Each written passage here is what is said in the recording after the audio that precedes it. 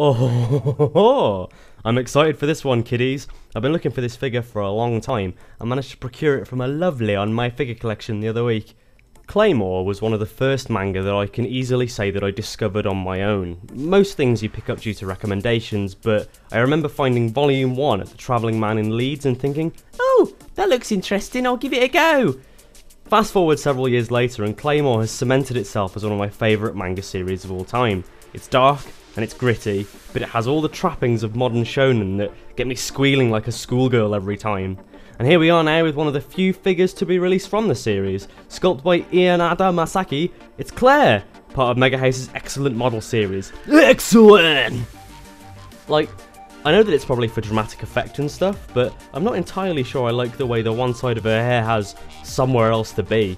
The right hand side is absolutely fine, in fact, I love the way that it frames her face like that. But it would be even better if the other side wasn't all like, oh bugger this, I'm going to Burger King, peace bastards! Claire's general, I haven't got time for your crap expression has been captured really well here. She doesn't care what your best party trick is, that frown isn't budging. Check out them silver eyes as well, staring into your soul. Silver eyes conceal your secrets.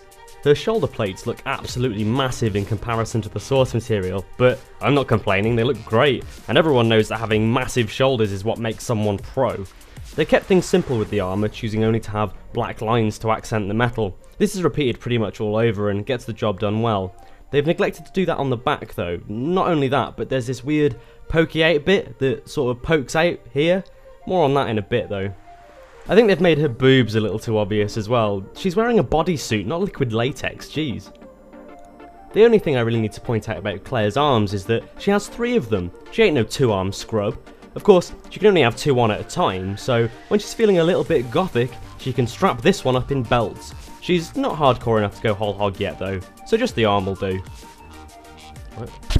What? What are you talking about? Who's Irene? What do you mean quick sword? Shut up, I'm trying to record.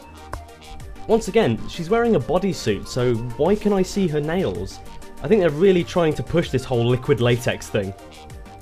More of the same on the waist and moving down the legs. The tasset pieces look really good here too. I like the way that they rest on her leg moving forward. The boots look awesome as well, with lovely chunky heels and toes. I'm not too sure what's going on with the black lines on this one though. Whoa. The cape looks really cool. It's all swishy and stuff, and the positioning works really well with her accessory. But wait, what's this? The top, it's asymmetrical.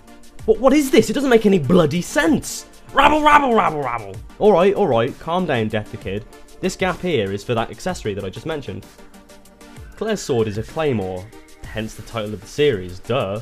Aside from the addition of Irene's arm, this is my favourite thing about the figure as a whole. Just the way it looks.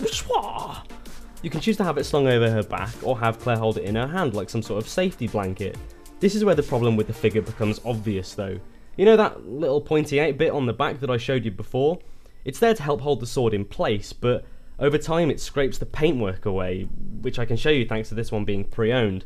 The moral of this story? Choose a position and stick to it, you indecisive bastard.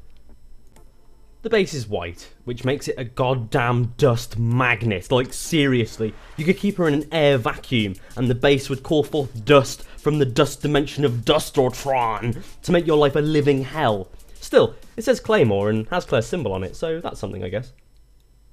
I cannot begin to tell you guys how happy I am to have this figure. Despite the sword scratching and the slightly dodgy paint job in places, she is a realisation of a character I have adored for a very long time, from a series I have loved for a very long time.